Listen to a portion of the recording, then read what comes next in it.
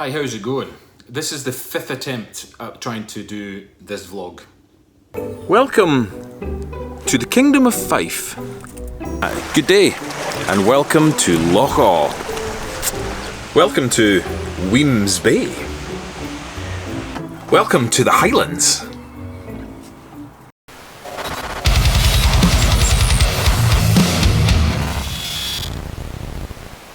One of the things a video creator on YouTube should bear in mind is consistency, and not necessarily how the video is delivered, but what that video is about. Now, for a couple of years, I've been working on my genre, if you will, what my channel is about, and what my experience, and what I share as a photographer, as a drone pilot, and lastly, a filmmaker. I've been aware that I like and what I hope to share has never really managed. I've never really fully managed to nail that format. My videos have always been cinematic. I take on whatever task I was doing at the time, because I have a penchant for the cinematic, the epic, and the music that sort of combines them both. And I'm heavily driven by the music and what it conjures in my head. So there are times I hear a piece of music and I know exactly what it is I want to do. But then the content or the video footage that I have wouldn't necessarily fit for that narrative. So I haven't shot for the music. The music is there, and should I shoehorn it, and should I make it work? Should I do any of that? All my videos have been a vlog about a journey though, my work, my interests, my life on the road, shoots, visits, people I've met, and I really delve into the market of tutorials or tech reviews.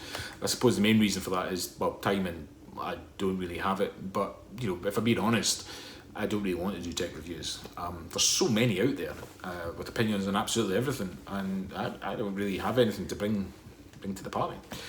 Tutorials, I mean, I've done a couple, but again, I just don't have the time. But if I was asked to do one about something specific, maybe what I do, then I would try and make that happen. But it's, again, I don't have anything to give on that front either. Perhaps maybe a lack of self-belief, but it's the market is so saturated. I'm not sure I bring anything to that party either.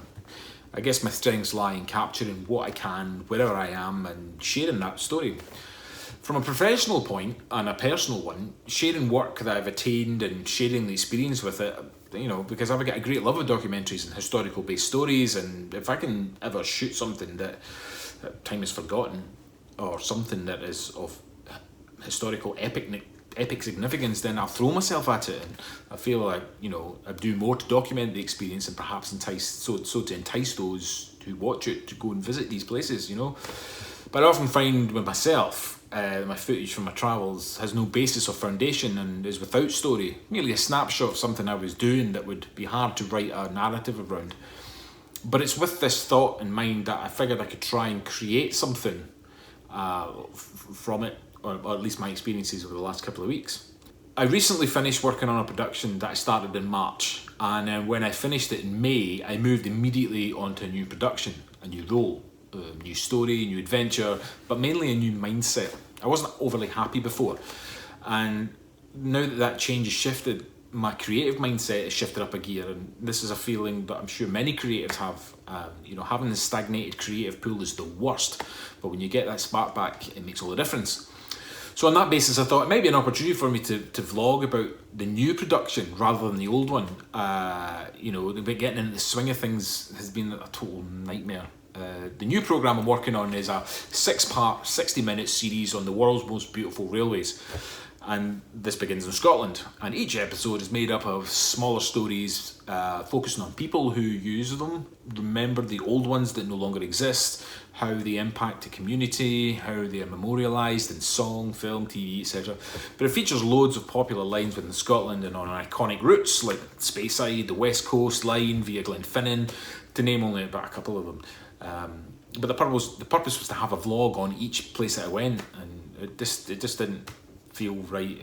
The narrative just didn't work, and I just didn't have anything to talk about on each location, and I was just really shooting for the sake of shooting, and but realising that now on the 5th attempt, change is the topic that I've kind of going to incorporate here.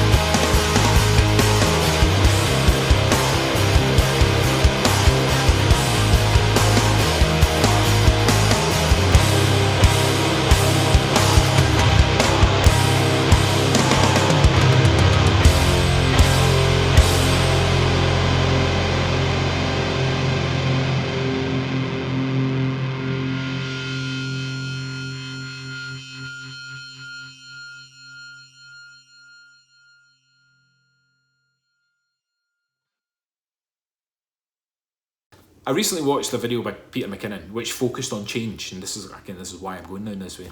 And it's good to push yourself and challenge yourself, but then it dawned on me the change is also counterproductive. If the mindset of the productivity was at a good level, why would you change that? Sure, if things aren't working out, then you need to change. Then yeah, it's an obvious move. But it seemed paradoxical to me that if everything you were doing in life seemed to line up and everything was working, then why would you act on the mantra that Peter suggested, that just when you think everything's perfect and you're just getting to that plateau of awesome, you should change? Now, some may agree with that, and some might not. But why would you fix something that wasn't broken? It's subjective, I guess, like the arts. But I would have taken that chat more seriously if his episode hadn't been centered around him getting his hair cut.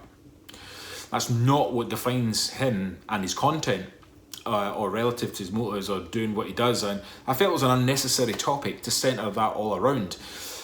I made a change because I wasn't happy, and that my state of mind was important to me, and it was better to work that I had that.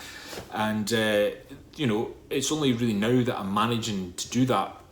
But then how does my workflow allow me to do this? It's quite difficult. I watch a lot of different content creators on YouTube, but I wouldn't say I come under the same genre of them, and I don't aspire to be like any of them, I guess. Now, all of them vlog to an extent about what they do, but all of them work in the creative industry and in a different way to the way I do things. Some I've watched who have grown substantially in their popularity, and some have maintained a plateau with a consistency and enjoyable content. I mean, I started as a photographer, and I still do photography, but my content has changed from the portraits and model shots to landscapes and aerial, which is what I can muster these days within my workload, because that's what I do for a living. And it's where my heart is now, filmmaking. So the combination of aerial photography and my ground camera work, as I carve out this career for myself as a director or DOP on independent shoots or TV-based documentaries, I enjoy that. And this journey is full of ups and downs.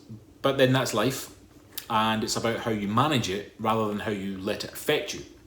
So while I've watched Peter McKinnon since he started, I feel that of late, that changes he's made to his content and how he delivers it isn't as entertaining, in my opinion, as it once was. But his growth in content has dictated how he thinks it should go, and while you lose one viewer, he may gain another 10. So it's all good in the grand scheme of things, and I guess that's just how social media works. My journey has wildly changed since I started, from what I vlog about to what I shoot, and I've tried to maintain a balance on content. But as things change, ability, mindset, it becomes harder, and you really want to make something that counts, not just for your audience, but for yourself. There are lots of creators out there I watch, all for different reasons to the next. But in the interest of suggesting something new to my viewers, here's a couple of examples of who I would watch if I'm having a chill down day. So James Popsis, he's a photographer, and he bends to no one's rules, and is a very good photographer and entertaining too. A dry and sarcastic way, but informative and not too serious, but certainly a professional nonetheless. Sean Tucker, he's a portrait and street photographer who has a great film and eye too.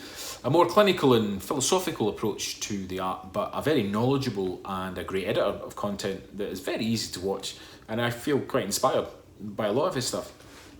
Tim Day, he does landscape phonography, a good example of someone who has grown their channel and maintained focus on content.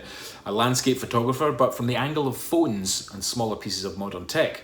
Shows you what you can do, or what you can achieve with what's in your pocket, and what you can achieve if you push the boundaries on the craft.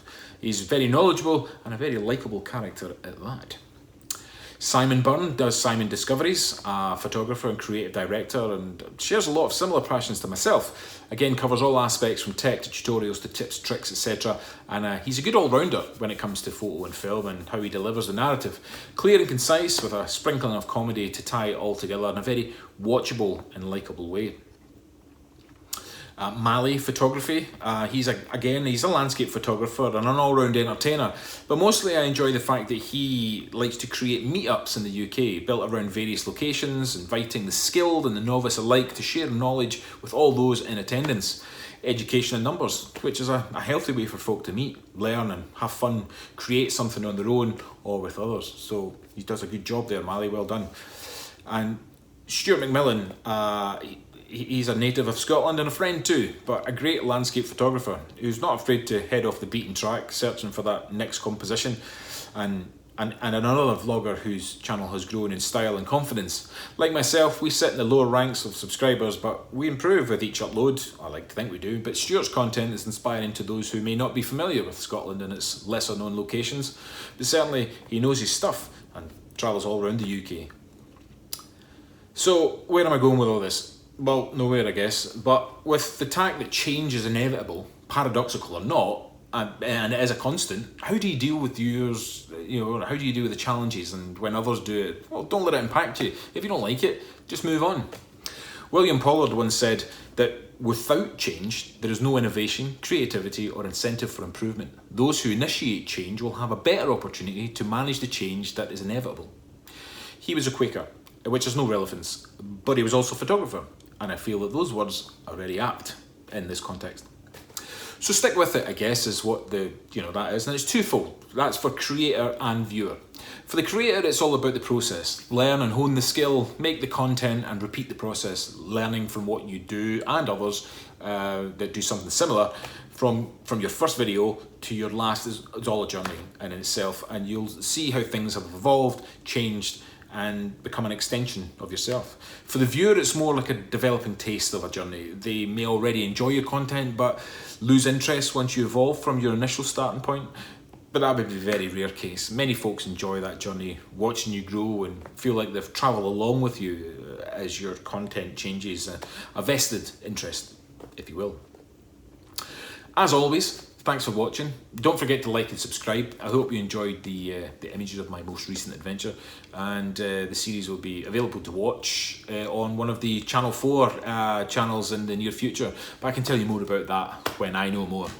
But I'll leave you with this thought though, because I'm sharing it.